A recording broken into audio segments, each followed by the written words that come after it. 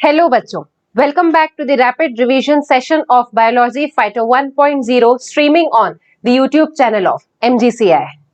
तो बच्चों, इस रैपिड रिवीजन सेशन में हम लोग कर रहे थे revision body fluids and circulation का, जिसके हमने दो पार्ट्स ऑलरेडी देख लिए हैं। फर्स्ट पार्ट में हमने कंप्लीट किया था ब्लड और सेकेंड वाले पार्ट में हमने कंप्लीट किया था ह्यूमन सर्कुलेटरी सिस्टम, जहां पर हम पहुंचे थे कार्डियक साइकिल और ECG पर। तो आइए let's start with the double circulation. तो आज का हमारा पहला टॉपिक क्या है? Double circulation. ठीक, डबल सर्कुलेशन के बारे में थोड़ी बहुत इंफॉर्मेशन हमें ऑलरेडी है, यानी कि डबल सर्कुलेशन उस टाइप का सर्कुलेशन होता है जहां पर डीऑक्सीजनेटेड और ऑक्सीजनेटेड दोनों ब्लड सेपरेटेड होते हैं और डीऑक्सीजनेटेड के ब्लड के लिए अलग सर्कुलेशन प्रेजेंट होता है और ऑक्सीजनेटेड ब्लड के लिए अलग सर्कुलेटरी सिस्टम जो है वो प्रेजेंट होता है। So that type of circulation is called as double circulation. ठीक है, the blood flows strictly by a fixed route through the blood vessels. हमारी बॉडी में क्लोज्ड सर्कुलेटरी सिस्टम है, तो हमारी बॉडी में जो ब्लड है वो closed network of blood vessels में फ्लो होता है। और वो closed network of blood vessels किसकी हैं? ये दो टाइप्स की हैं, आर्टरीज और वेन्स। क्लियर है? Basically each artery and when consist of 3 layers. और आर्टरीज और वेन्स में कितनी लेयर्स प्रेजेंट होती है? 3 लेयर्स प्रेजेंट होती हैं। क्लियर है? फिर an inner lining of squamous endothelium, सबसे अंदर की तरफ में प्रेजेंट होती है एंडोथीलियम। और इन एंडोथीलियम में प्रेजेंट जो सेल्स है उनका शेप होता है चपटा, इसलिए हमने यहाँ पर क्या नाम दिया है? स्क्वैमस। द ट्यूनिका इंटिमा, तो सबसे अंदर वाली जो लेयर है which is made up of thin lining of squamous endothelium, that layer is called as tunica intima. Middle layer of smooth muscles, middle वाली लेयर बनी हुई है smooth muscles की और elastic fibers की। middle layer is called as tunica media, मतलब innermost is tunica intima and middle one which is made up of muscles and elastic fiber, that is called as tunica media. और जो सबसे बाहर वाली layer है external layer, वो fibrous connective tissue की बनी हुई है जहां पर कोलेजन फाइबर्स प्रेजेंट होते हैं and that layer is called as tunica externa. Clear? Tunica media जो है वो वेन्स में थिन होती है और आर्टरीज में ट्यूनिका मीडिया जो है वो थिक होती है। क्लियर? तो आर्टरीज और वेन्स में कॉमनली अगर हम बात करते हैं तो 3 लेयर्स प्रेजेंट होती है। Tunica externa which is made up of connective tissue, tunica media which is made up of smooth muscles and elastic fibers, and tunica intima which is lined by squamous endothelium. Clear है बच्चों इतना? Now, as mentioned earlier, the blood pumps by the right ventricles enter the pulmonary artery. देखिए, चलिए अब अपन यहां पर बनाकर देखते हैं। ये हमने बना लिया right atria, this is right ventricle, this is left atria, left atria and left ventricle. तो यहाँ क्या कहा जा रहा है कि राइट वेंट्रिकल से ब्लड कहाँ पहुंचता है? पल्मोनरी आर्टरी में। तो यहाँ अपन बनाकर देख ले, राइट वेंट्रिकल से ब्लड पहुंचता है पल्मोनरी आर्टरी में, तो इसे अपन ने क्या बना लिया है? This is our pulmonary artery. ठीक है, फिर लेफ्ट वेंट्रिकल से ब्लड कहाँ पहुंचता है? एओर्टा में पहुंचता है। तो यहाँ पर अपन बना लेते हैं कि लेफ्ट वेंट्रिकल से ब्लड कहाँ पहुंच रहा है? ब्लड लेफ्ट वेंट्रिकल से जा रहा है एओर्टा में। तो ये वाली लेयर, ये वाली जो ब्लड वेसल है ये अपन ने कह दिया aorta. The deoxygenated blood pumped into the pulmonary artery is passed on to the lungs. तो deoxygenated blood कहाँ चला जाता है? लंग्स में चला जाता है। लंग्स के लेवल पर क्या होगा? deoxygenated blood का ऑक्सीजनेशन होगा। ठीक है, फिर लंग्स से जो ऑक्सीजनेटेड ब्लड आएगा वो ऑक्सीजनेटेड ब्लड किसको दे दिया जाएगा? पल्मोनरी वेन को। तो the oxygenated blood is carried by the pulmonary vein into the left atrium. Clear है? तो राइट वेंट्रिकल से पल्मोनरी आर्टरी डीऑक्सीजनेटेड ब्लड को लेकर गई लंग्स के पास, लंग्स के लेवल से ऑक्सीजनेटेड ब्लड रिटर्न आता है to the heart by the help of pulmonary vein. Clear है? The pathway constitutes the pulmonary circulation. इस पाथवे को अपन क्या बोलते हैं? This is called as pulmonary circulation. तो पल्मोनरी सर्कुलेशन जो है वो कहां से स्टार्ट हो रहा है? Pulmonary circulation starts with right ventricle and ends eight left atria. इससे हमें ये इंफॉर्मेशन मिली है। ठीक है, फिर the oxygenated blood entering into the aorta is carried by network of arteries, arterioles and capillaries to the tissues From where the deoxygenated is collected by the system of venules. Clear? यहाँ पर बच्चों किसकी बात हो रही है? यहाँ पर बात हो रही है सिस्टेमिक सर्कुलेशन की। तो सिस्टेमिक सर्कुलेशन कहाँ से स्टार्ट होता है? Systemic circulation starts with left ventricle and ends eight right atria. और सिस्टेमिक सर्कुलेशन में कौन कौन से पार्ट्स आते हैं? लेफ्ट वेंट्रिकल से ऑक्सीजनेटेड ब्लड जो है वो पहुंचता है एओर्टा में। एओर्टा डिवाइड हो जाएगा आर्टरीज और आर्टीरियोज में। आर्टरीज और आर्टीरियोज ब्लड सप्लाई करेंगी बॉडी पार्ट्स में। और बॉडी पार्ट्स क्या कर रहे हैं? बॉडी पार्ट्स तो कर रहे हैं मेटाबॉलिज्म। मेटाबॉलिज्म में ऑक्सीजन यूज अप होता है और CO2 जो है वो बाहर निकलता है। तो जो CO2 बच्चे लोगों बाहर आया है वो CO2 कहाँ ऐड हो जाएगा? ब्लड में ऐड हो जाएगा। तो ब्लड क्या बन जाएगा? Deoxygenated blood. और पूरी बॉडी से डीऑक्सीजनेटेड ब्लड राइट एट्रिया तक कौन सप्लाई करता है? पूरी बॉडी से डीऑक्सीजनेटेड ब्लड राइट एट्रिया तक सप्लाई करने वाली ब्लड वेसल होती है वेना केवा। और वेना केवा होती है दो, जो ऊपर वाले बॉडी पार्ट से ब्लड को लेकर आती है that is superior vena cava, और जो नीचे वाले बॉडी पार्ट से ब्लड को लेकर आती है that is inferior vena cava. Clear है बच्चों? ठीक है, तो यहां पर अपन ने क्या बोला कि आयोटा डिवाइड हुई आर्टरीज, आर्टीरियोल्स और कैपिलरीज में to the tissues from where deoxygenated blood is collected by a system to of the venules. Venules जो है वो डीऑक्सीजनेटेड ब्लड को कैरी करेंगी and vena cava and emptied into the right atrium. तो systemic circulation starts with left ventricle and ends at right atria. Clear है? देखिए, this is the systemic circulation. The systemic circulation provides nutrients, oxygen and other essential substances to the tissues and takes CO2 and other harmful substances away for the elimination. Systemic circulation का function क्या है?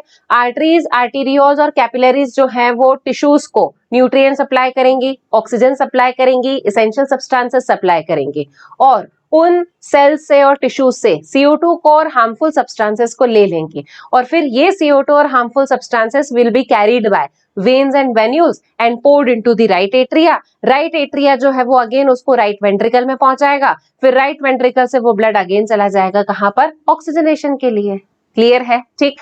सो there are two types of systems, circulatory system which are called as pulmonary circulation and systemic circulation. Clear है बच्चों इतना?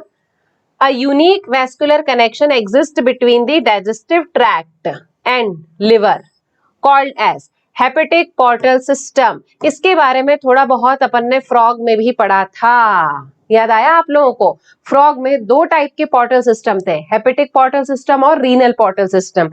Human beings में hepatic portal system है, ठीक है। देखिए, ये हार्ट है, इस हार्ट से ब्लड सप्लाई किया जाएगा to the small intestine. Small intestine से न्यूट्रिएंट्स वाला जो ब्लड है इसको कहाँ जाना चाहिए था? डायरेक्टली हार्ट के पास में इसको जाना चाहिए था, पर नहीं गया ये हार्ट के पास। क्यों नहीं गया? पहले लिवर ने इसको रोक लिया, पहले मुझे एक्स्ट्रा सप्लाई दो, जितनी जितनी मुझे जरूरत है पहले मुझे दे दो, उसके बाद में बाकी के बॉडी पार्ट्स को दे देना। क्लियर है? तो यहां पर लिवर के लिए एक्स्ट्रा टेंशन है कि स्मॉल इंटेस्टाइन न्यूट्रिएंट्स वाले ब्लड को पहले लिवर के पास में भेजता है, फिर उसके बाद में जो बचा हुआ रहता है वो हार्ट को दिया जाता है ताकि हार्ट उस न्यूट्रिशियस ब्लड को पूरे बॉडी पार्ट्स में डिस्ट्रीब्यूट कर सके। Clear? So this system which is present between the small intestine and liver, this system is called as the hepatic portal system। और जो यहाँ पर वेन प्रेजेंट है, इस वेन को अपन बोलते हैं हेपेटिक पोर्टल वेन। क्या बोला जाता है इसे? This vein is called as hepatic portal vein. Clear है? पोर्टल वेन वो होती है जो दो ऑर्गन्स के बीच में ट्रांसपोर्टेशन करवा रही है। तो ये पोर्टल वेन जो है वो न्यूट्रिएंट्स का ट्रांसपोर्टेशन करवाती है from small intestine to the liver. Portal vein वो होती है which starts with the capillaries and ends at the capillaries. तो यहां से ये कैपिलरीज से स्टार्ट होगी और यहां पर ये कैपिलरी पर खत्म हो जाएगी। क्लियर है बच्चों? Such type of system is called as hepatic portal system which is present between the small intestine and liver.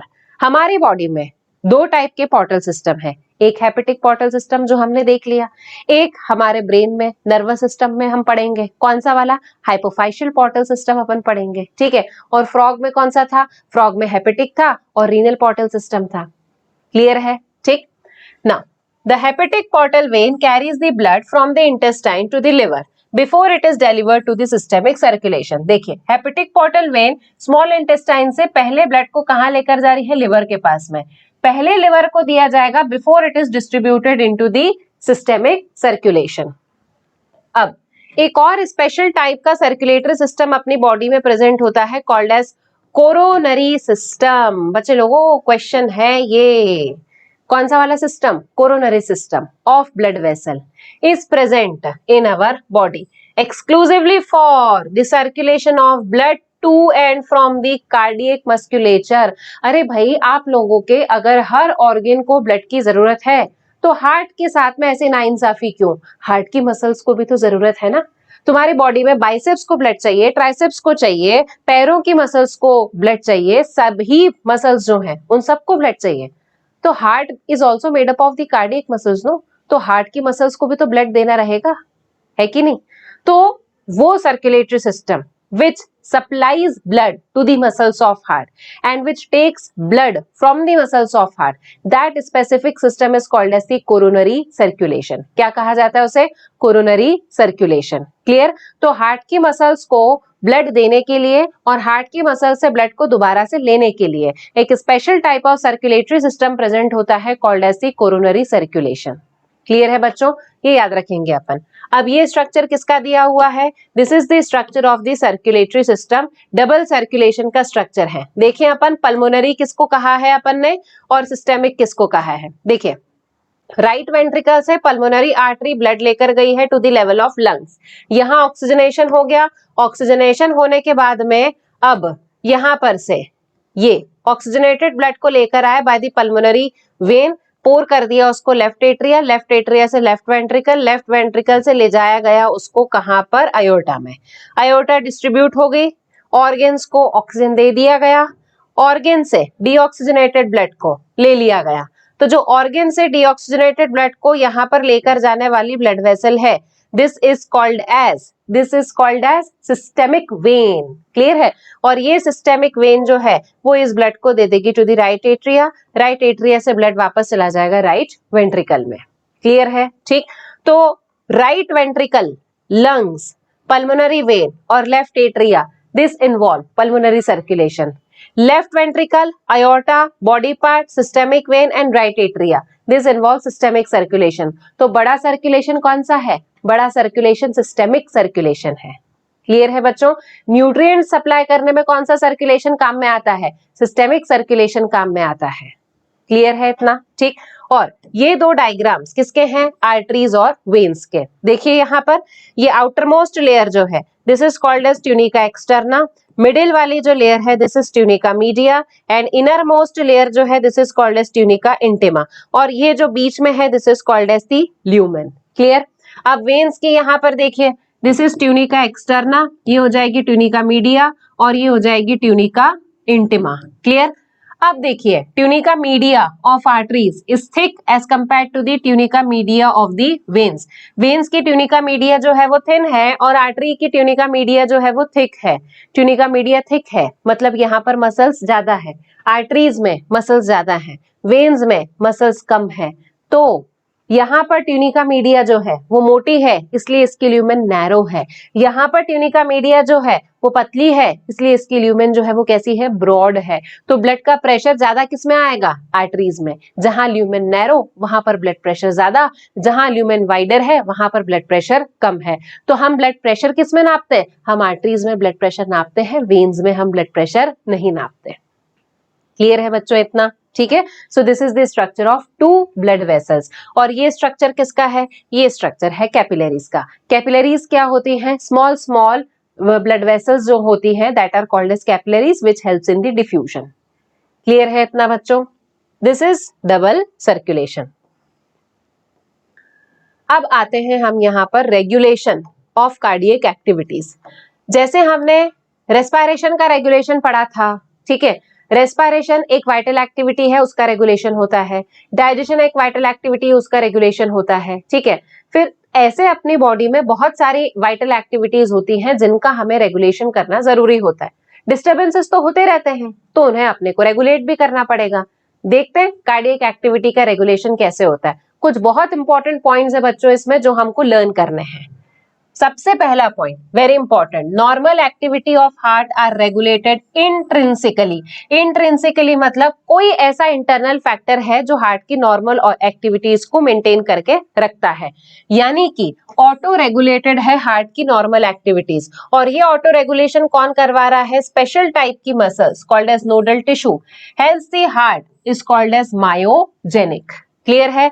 तो नॉर्मल हार्ट की जो एक्टिविटीज है that are regulated intrinsically. Auto regulation होता है हार्ट की एक्टिविटीज का, कौन करवाता है? नोडल टिश्यूज जो है वो हार्ट की एक्टिविटीज का ऑटो रेगुलेशन करवाते हैं। और वो नोडल टिश्यू कौन सा? SA नोड, जिसको अपन ने कल पढ़ा था। ऑटो एक्साइटेबल होता है, सेल्फ वो एक्शन पोटेंशियल को जनरेट करने की कैपेसिटी रखता है, मसल्स का बना हुआ है, इसलिए हमारा हार्ट कैसा है? Our heart is myogenic. Clear है बच्चों?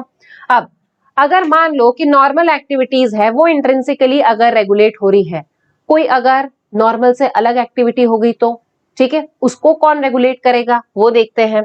नॉर्मल से अलग एक्टिविटीज को रेगुलेट करने के लिए हमारे पास में प्रेजेंट होता है मेड्यूला ऑब्लोंगेटा। क्या प्रेजेंट है ब्रेन में? Medulla oblongata can moderate the cardiac function through autonomic nervous system. तो जो मेड्यूला ऑब्लोंगेटा है उसमें प्रेजेंट होते हैं हमारे कार्डियक सेंटर्स, ठीक है, उसमें कैपेबिलिटी होती है हमारी कार्डियक एक्टिविटीज को रेगुलेट करने की। और मेड्यूला ऑब्लोंगेटा ANS के थ्रू, ऑटोनॉमिक नर्वस सिस्टम के थ्रू हमारी हार्ट की एक्टिविटीज का रेगुलेशन करवाता है। Neural signals through the sympathetic nervous system can increases the rate of heartbeat.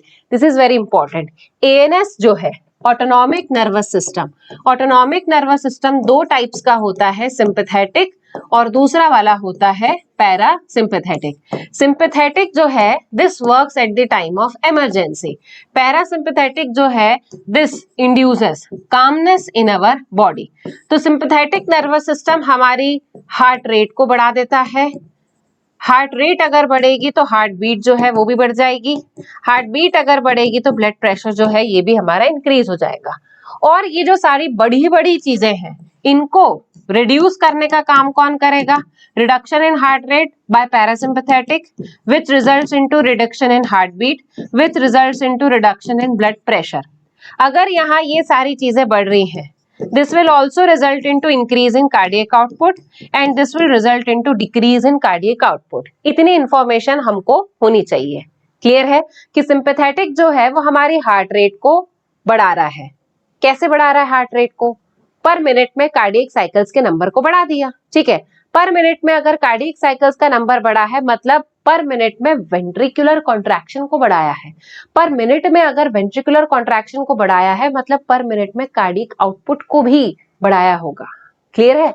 देखें चलिए, हाँ, तो न्यूरल सिग्नल जो कि आ रहे हैं सिंपैथेटिक नर्वस सिस्टम से can increase the rate of heart beat. Heart beat को बढ़ा देंगे। हार्ट बीट अगर बढ़ेगी तो यानी स्ट्रेंथ ऑफ वेंट्रिकुलर कॉन्ट्रैक्शन भी बढ़ रहा है, वेंट्रिकल बहुत तेजी से कॉन्ट्रैक्ट कर रहे हैं and thereby the cardiac output, और कार्डियक आउटपुट जो है वो भी बढ़ जाएगा। और दूसरी तरफ पैरासिम्पैथेटिक नर्वस सिस्टम जो कि ANS का दूसरा पार्ट है, ये इन सारी चीजों को डिक्रीज कर देगा, यानी कि हार्ट रेट को डिक्रीज करेगा, वेंट्रिकुलर कॉन्ट्रैक्शन जो है उसकी स्पीड को कम कर देगा, जिसकी वजह से ये कार्डियक आउटपुट जो है उसको भी कम कर देगा। Clear? Adrenal medullary hormone can also increase the cardiac output. अब एड्रिनल मेड्यूला से कौन से हार्मोन्स आते हैं ये भी याद कर लो, यहीं पर एड्रिनल मेड्यूला से आते हैं एड्रेनालिन और नॉर एड्रेनालिन। तो एड्रिनल मेड्यूला से आने वाले जो हार्मोन्स है एड्रेनालिन और नॉर एड्रेनालिन, इन दोनों का भी हमारी कार्डियक एक्टिविटीज पर असर होता है और ये दोनों भी हमारी कार्डियक एक्टिविटीज को इंक्रीज कर देते हैं और जिसकी वजह से हमारा कार्डियक आउटपुट जो है वो भी बढ़ जाता है। क्लियर है बच्चों?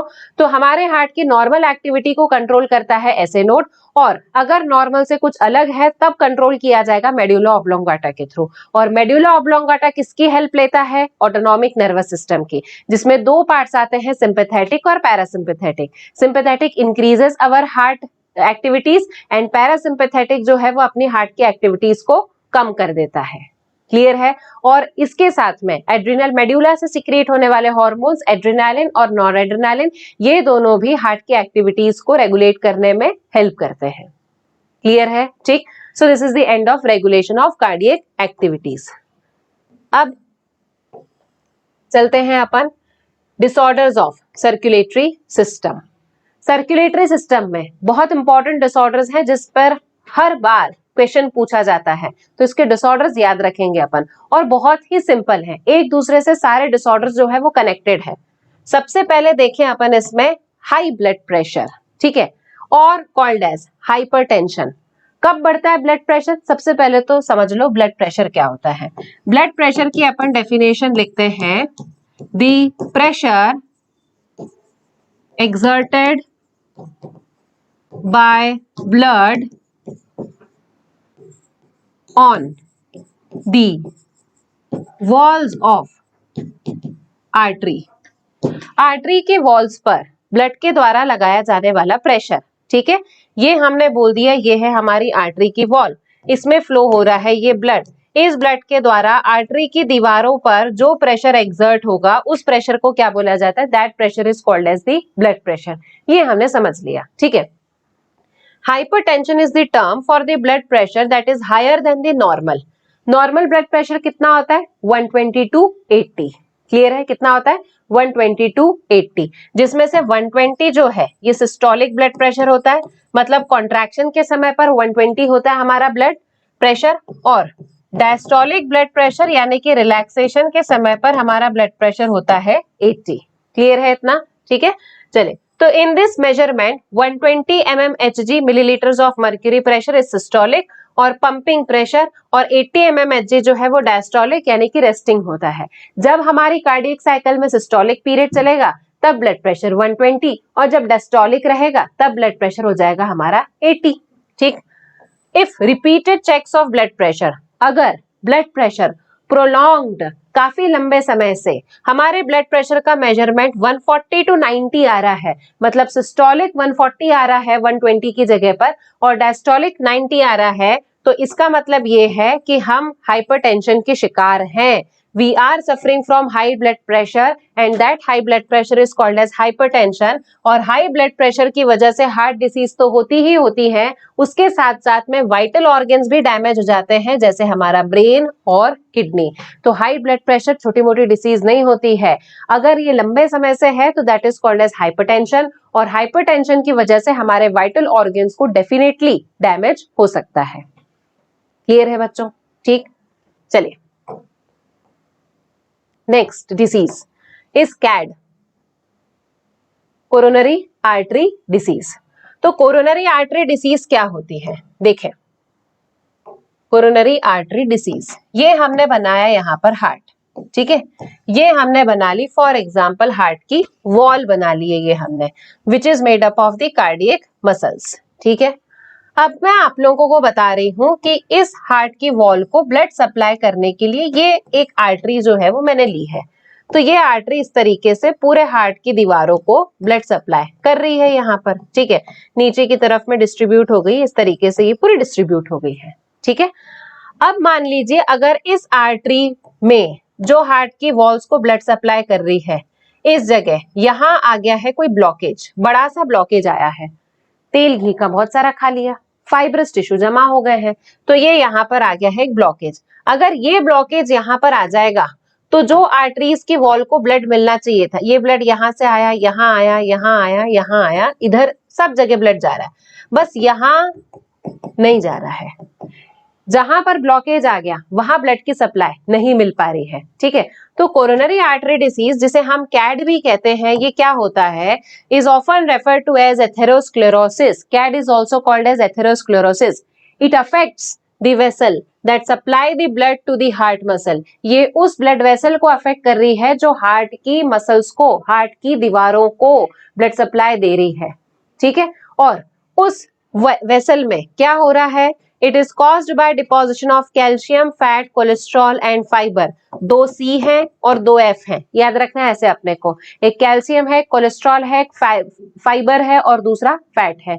तो ये इस तरीके से ये चीजें अगर ब्लड वेसल में जमा हो जाती हैं, डिपॉजिट हो जाती हैं, तो आर्टरी की जो ल्यूमेन है वो पतली हो जाएगी। ठीक है, अगर हमारे पाइप में कुछ कचरा फंस जाता है तो पाइप में से निकलने वाला जो पानी है वो पानी का फ्लो अफेक्ट होता है कि नहीं? तो ब्लड वेसल में अगर कचरा फंस जाएगा, ब्लड वेसल में अगर कोलेस्ट्रॉल है, फाइब्रस टिश्यूज हैं, ये चीजें अगर डिपॉजिट हो गई तो ब्लड वेसल की डायमीटर नैरो हो जाएगी। डायमीटर नैरो हो गई तो ब्लड जितना जाना चाहिए था उतना नहीं जाएगा। ब्लड जितना हार्ट की मसल्स को मिलना चाहिए था उतना ब्लड उनको मिलेगा क्या? डेफिनेटली नहीं मिलेगा। क्लियर? और अगर ब्लड नहीं मिलेगा तो वहां क्या होने लग जाएगा? पेन। हमारे हाथ को प्रॉपर ब्लड सप्लाई नहीं मिल रही है, हाथ दर्द होने लग जाएगा, पेन होने लग जाएगा। तो हार्ट की मसल्स को अगर प्रॉपर ब्लड सप्लाई नहीं मिलेगी तो हार्ट को भी तकलीफ होगी ना। तो क्या होगा? Pain, acute chest pain. तो CAD results into angina. Angina is also called as angina pectoris, a symptom of acute chest pain. Very very important. जब हमारे चेस्ट में बहुत तेजी से दर्द होने लगता है, that is called as angina pectoris. Appears when no enough oxygen is reaching to the heart muscle. जब अगर हार्ट को ब्लड प्रोवाइड करने वाली मसल में ब्लॉकेज हो जाएगा तो हार्ट की मसल्स को इनफ ऑक्सीजन सप्लाई नहीं मिल पाएगी, इनफ ब्लड नहीं मिल पा रहा तो इनफ ऑक्सीजन सप्लाई नहीं मिल पाएगी, जिसकी वजह से पेन होने लग जाएगा। Angina can occur in main and women of any as, किसी भी एज में, महिलाओं में, पुरुष में कॉमनली हो सकता है। More common among the middle aged and elderly. Middle age मतलब आफ्टर 45 ईयर्स में ये डिसीज जो है वो कॉमन होने लग गई है, और एल्डरली यानी कि बूढ़े लोगों में भी देखी जाती है। It occurs due to the conditions that affect the blood flow. और ये किस वजह से होता है? जब हार्ट की वॉल्स को सप्लाई करने वाली जो ब्लड वेसल है उसने ब्लड देने से मना कर दिया तो हार्ट दुखने लग जाएगा, चेस्ट में पेन होने लग जाएगा, कॉल्ड एज एंजाइना। ठीक, तो कैड का रिजल्टेंट है एंजाइना। ठीक है बच्चों। The next disease is heart failure. ठीक, आप लोगों का काम क्या है? पढ़ाई करना। अगर पढ़ाई नहीं करोगे तो क्या हो जाओगे? फेल हो जाओगे। मतलब अगर हम हमारा काम नहीं करते हैं तो हम फेल हो जाते हैं, वैसे ही अगर हार्ट अपना काम नहीं करेगा तो क्या होगा? फेल हो जाएगा। That is called as heart failure. Heart failure means the state of heart where it is not pumping blood effectively enough to meet the needs of our body. Heart का काम क्या है? पंप करना। Heart ने बोला मैं pump नहीं करूंगा, मैं बॉडी की नीड्स को पूरा नहीं करूंगा, मैं बॉडी के सेल्स को, हर एक सेल को न्यूट्रिशन और ऑक्सीजन सप्लाई नहीं दूंगा थ्रू दी ब्लड। मतलब हार्ट क्या कर रहा है? फेल हो जाएगा अगर अपना काम नहीं करेगा तो। It is sometime also called as congestive heart failure because congestion of the lung is one of the main symptoms of this disease. अगर हमारे लंग्स में congestion हो जाएगा मतलब अगर हमारी एल्वुलाइज में कुछ चीज डिपॉजिट हो गई है, म्यूकस डिपॉजिट होने लग गया है एल्वुलाई में, तो क्या एक्सचेंज ऑफ गैस के लिए सरफेस बचेगा? नहीं बचेगा। ये है हमारी एल्वुलाई, इसमें म्यूकस डिपॉजिट हो गया तो म्यूकस डिपॉजिट होने की वजह से एक्सचेंज के लिए सरफेस नहीं बचा। एक्सचेंज के लिए अगर सरफेस नहीं बचेगा तो ब्लड में ऑक्सीजन आ पाएगा क्या? नहीं आ पाएगा। अगर ब्लड में ही ऑक्सीजन कम है तो हार्ट बेचारा क्या करेगा? क्लियर है?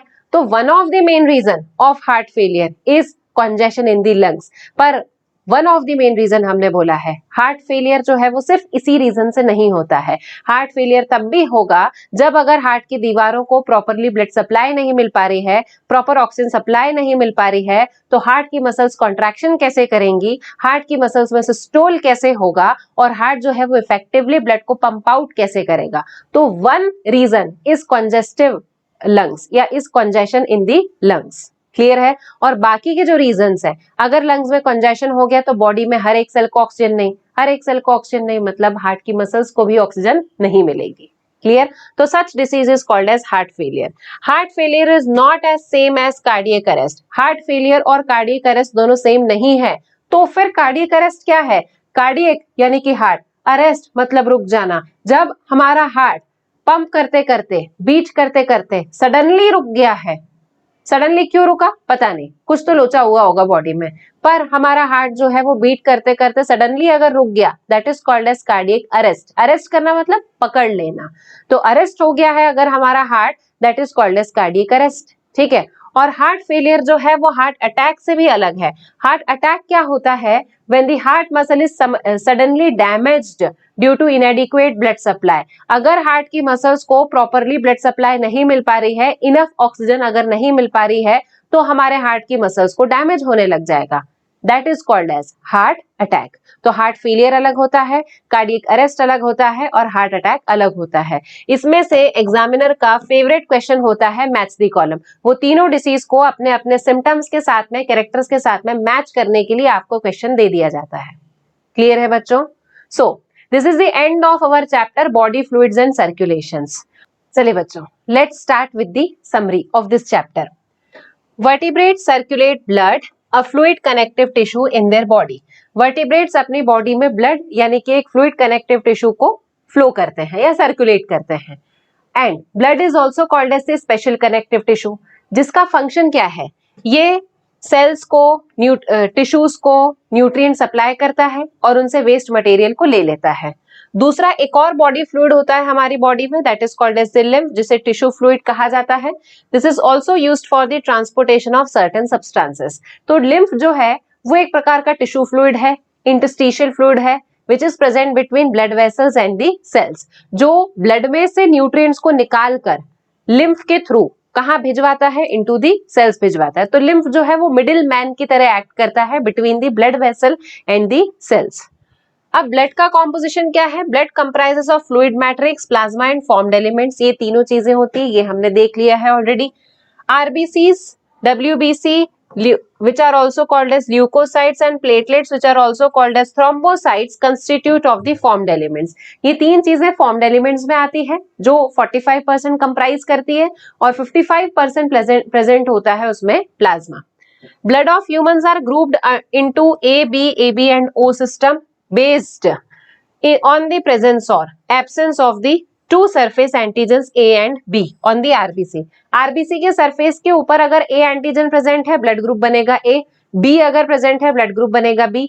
दोनों एंटीजन अगर पैरेलली प्रेजेंट है, ब्लड ग्रुप बनेगा ए बी। और अगर दोनों एंटीजन में से एक भी एंटीजन प्रेजेंट नहीं है तो ब्लड ग्रुप क्या बन जाएगा? वहां पर ओ ब्लड ग्रुप बन जाएगा। The space between the cells in the tissue contains a fluid derived from the blood called as the tissue fluid. This fluid is called as the lymph, is almost similar to the blood except for the protein content and the formed elements. अब blood से ही क्या बना हुआ है? Lymph बना हुआ है। Blood छनता है, छनने के बाद में लिम्फ बनता है called as the tissue fluid. Lymph का फंक्शन होता है ब्लड में से न्यूट्रिएंट्स को लेकर अपने वाया सेल्स तक पहुंचाना। क्लियर? और कॉम्पोजिशन में क्या डिफरेंस होता है? ब्लड छन के लिम्फ बना रहा है ना, तो छनने में तो जो बड़े सब्सटेंसेस रहते हैं वो ऊपर रह जाते हैं, तो जो लार्जर प्रोटीन्स रहेंगे वो रह जाएंगे ब्लड में, और जो स्मॉलर प्रोटीन्स है, स्मॉलर डब्ल्यूबीसी है जैसे लिम्फोसाइट्स, वो कहाँ आ जाएगी? वो आ जाएगी लिम्फ में। क्लियर है बच्चों इतना? Now all vertebrates and few invertebrates have the close circulatory system. सारे वर्टिब्रेट्स और फ्यू इनवर्टिब्रेट्स में एग्जाम्पल किसका आएगा? यस, सही हो आप लोग, एनिलिडा का एग्जाम्पल आएगा। Our circulatory system consists of muscular pumping organ that is called as heart। हमारे circulatory system में muscular pumping organ heart है, network of blood vessels है और एक fluid है जिसे अपन कहते हैं blood। हार्ट में 4 चेम्बर्स होते हैं जिसमें से 2 एट्रिया हैं, 2 वेंट्रिकल्स हैं। कार्डियक मस्कुलेचर प्रेजेंट होते हैं हमारे हार्ट में जिसे अपन नोडल टिश्यू कहते हैं, जो ऑटो एक्साइटेबल होते हैं। ऑटो एक्साइटेबल में सबसे ज्यादा जो डीपोलराइजेशन की वेव को बनाता है या फिर डीपोलराइजेशन की वेव को जनरेट करता है दैट इज एसए नोड। और एसए नोड जो है वो maximum number of action potentials को जनरेट करता है, और वो maximum number of action potential कितने हैं? 72 to 75 टाइम्स पर मिनट। तो जिसकी वजह से हमारे हार्ट में एक पेस सेट होती है और एक पेस एक्टिविटी जो है वो हमारा हार्ट सेट करता है। That's why SA node is called as the pace maker of our heart. Clear? The action potential causes the atria and the ventricles to undergo contraction that is called as the systole। ऐसे node जितने बार action potential generate करेगा उतने बार atria contract होंगे, उतने बार blood atria से ventricle में जाएगा और उतने ही बार हमारे वेंट्रिकल्स जो हैं वो भी कॉन्ट्रैक्ट होंगे। क्लियर है? तो ऐसे node is responsible for the contraction of our heart chambers. Clear? Which is followed by relaxation or diastole। Systole के बाद में क्या होगा? डायस्टोल होगा। Systole forces the blood to move from atria to the ventricle। Systole की वजह से blood atria से वेंट्रिकल में आता है, और जब वेंट्रिकुलर सिस्टोल होगा तब ब्लड राइट वेंट्रिकल से पल्मोनरी आर्टरी में जाएगा, लेफ्ट वेंट्रिकल से एओर्टा में चला जाएगा। ठीक है? Now the cardiac cycle is formed by sequential events in the heart which is cyclically repeated and is called as cardiac cycle। cardiac cycle क्या है? cyclic में या फिर सर्कुलर मोशन में होने वाला एक इवेंट होता है जिसमें सबसे पहले आता है joint diastole, followed by atrial systole and then followed by ventricular systole. A healthy person shows 72 cycles per minute. एक healthy person में 72 to 75 times cardiac cycle जो है वो रन कर सकती है। क्लियर है? फिर about 70 ml of blood is pumped out by each ventricle during the cardiac cycle and it is called as stroke volume और beat volume. हमारा हार्ट एक बारी की कार्डियक साइकिल में एक बार जब वेंट्रिकल्स कॉन्ट्रैक्ट होते हैं तब वेंट्रिकल्स में से 70 ml ब्लड जो है वो बाहर आता है। That 70 ml blood is called as stroke volume और कॉल्ड एज बीट वॉल्यूम। एक बीट में कितना ml ऑफ ब्लड जो है वो हार्ट के बाहर आया है।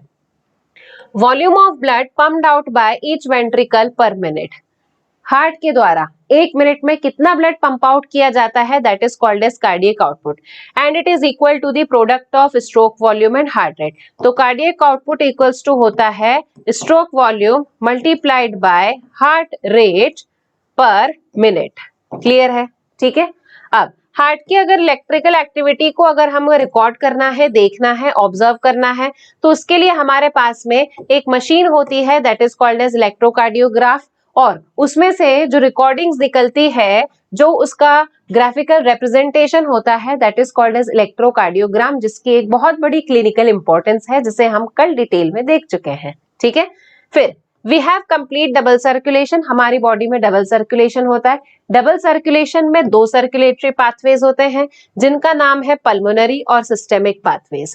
The pulmonary circulation starts by pumping of deoxygenated blood by the right ventricle which is carried to the lungs where it is oxygenated and returned to the left atria। तो pulmonary circulation start होता है right ventricle से और and होता है left atrium पर। Systemic circulation start होता है हमारा लेफ्ट वेंट्रिकल से और एंड होता है राइट एट्रिया पर। क्लियर? जहां पर डीऑक्सीजनेटेड ब्लड जो है वो वेन्स के थ्रू राइट एट्रिया को दे दिया जाता है।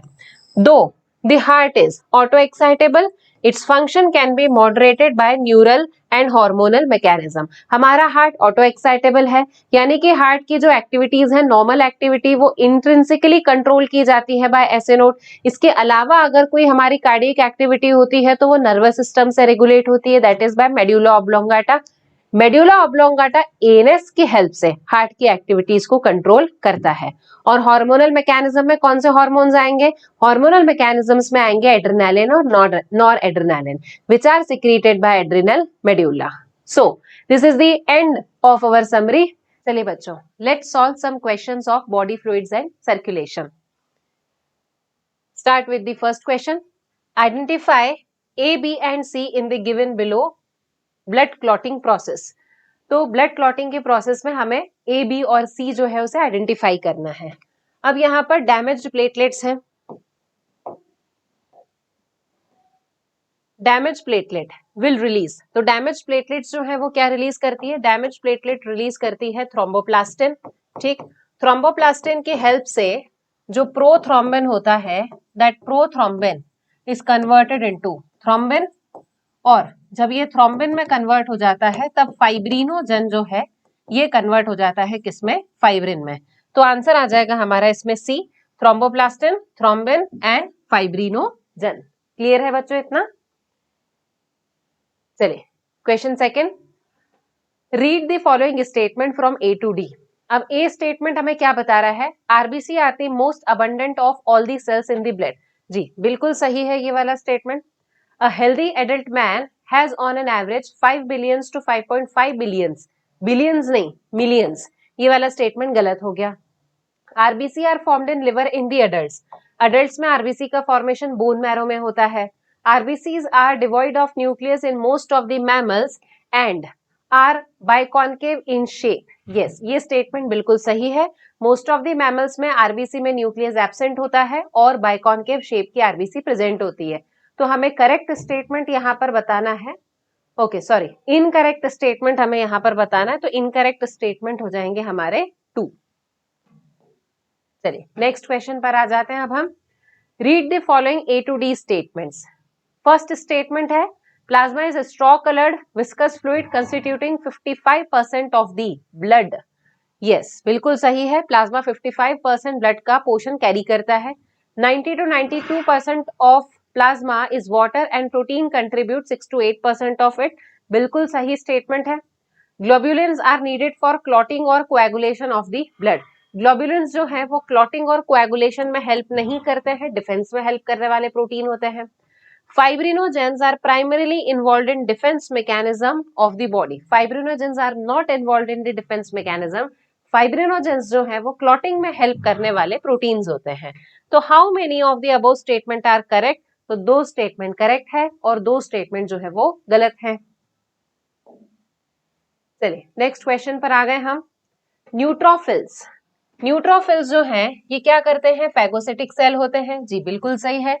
Eosinophil resist the infection and are also associated with allergic reaction. बिल्कुल सही है। बेसोफिल सिक्रीट करते हैं हिस्टामाइन, सेरोटोनिन एंड हेपेरिन। ये भी सही है। T lymphocyte produce antibody. No. T lymphocyte जो है these are responsible for cell mediated immunity. कौन सी इम्यूनिटी के लिए रिस्पॉन्सिबल होते हैं? ये सेल मीडिएटेड इम्यूनिटी के लिए टी सेल्स जो है वो रिस्पॉन्सिबल होते हैं। चलिए next question. The state of heart when it is not pumping the blood effectively enough to meet the needs of our body. तो हार्ट काम नहीं कर रहा है तो क्या हो जाएगा? हार्ट फेल हो जाएगा। This is called as heart failure. चलिए मैच द कॉलम है। डिसीजेस को हमें उनके कैरेक्टर्स के साथ में मैच करना है। कार्डियक अरेस्ट क्या होता है? When heart suddenly stops to beat. तो ए का हो जाएगा यहाँ पर 4। ठीक। हार्ट फेलियर क्या होता है? Heart is not pumping the blood effectively. तो बी का हो जाएगा 1। कार्डियक हार्ट अटैक क्या होता है? हार्ट मसल से सडनली डैमेज। तो सी का हो जाएगा यहाँ पर 2nd। और एंजाइना होता है अक्यूट चेस्ट पेन। तो डी स्टैंड्स फॉर 3rd। तो 4 1 2 3 4 1 2 एंड 3 आंसर आ गया हमारा इसमें सी। क्लियर है बच्चों? चलिए अगेन मैच द कॉलम है। फिश में सिंगल सर्कुलेशन होता है और सिंगल सर्कुलेशन के साथ साथ में 2 चेम्बर्ड हार्ट होता है। तो मतलब ए में आ जाएगा हमारा 4। एम्फीबिया में 3 चेम्बर्ड हार्ट होता है और इनकम्प्लीट डबल सर्कुलेशन होता है। तो बी में आ जाएगा 1 and 2। और बर्ड्स जो है they have 4 chambered heart and they have double circulation. तो सी का हो जाएगा 3rd and 6th। तो ये आंसर आ गया हमारा ए का 4 और 5। तो ए का हो जाएगा 4 और 5, बी का हो जाएगा 1 and 2। So this is our answer. Clear है बच्चों? Now in which of the following can increase the rate of heart beat? इनमें से कौन हार्ट बीट की रेट को बढ़ा सकता है? सिंपैथेटिक नर्वस सिस्टम बढ़ा सकता है, पैरासिम्पैथेटिक नहीं बढ़ाएगा। एड्रिनल मेडुलरी हार्मोन यानी कि एड्रेनालिन और नॉर एड्रेनालिन बढ़ाते हैं। वेगस नर्व नहीं बढ़ाता है। थायरोक्सिन बिल्कुल बढ़ाता है, बिकॉज थायरोक्सिन जो है वो हमारे बीएमआर को मेंटेन करने वाला हार्मोन होता है। तो बच्चों हमारा आंसर आ गया यहाँ पर ए, सी एंड ई। चलिए which information is incorrect about the cardiac output? Cardiac output से रिलेटेड कौन सी इंफॉर्मेशन इनकरेक्ट है? The average value is 5000 ml। सही है, एवरेज वैल्यू कार्डियक आउटपुट की 5000 ml कंसीडर करते हैं। The stroke volume is multiplied by the heart rate gives the cardiac output. जी बिल्कुल ये स्टेटमेंट भी सही है। It is the volume of blood pumped out by each ventricle per minute. ये भी बिल्कुल सही है। The body has no ability to alter the cardiac output. Body has ability to alter the cardiac output. So ये वाला statement हो गया गलत। Next, identify the correct sequence of the events in the cardiac cycle. बिल्कुल simple question है। सबसे पहले joint diastole, फिर atrial systole और फिर ventricular systole। ये आ गया हमारा आंसर। तो joint diastole, atrial systole and ventricular systole. So this is our answer. Clear है?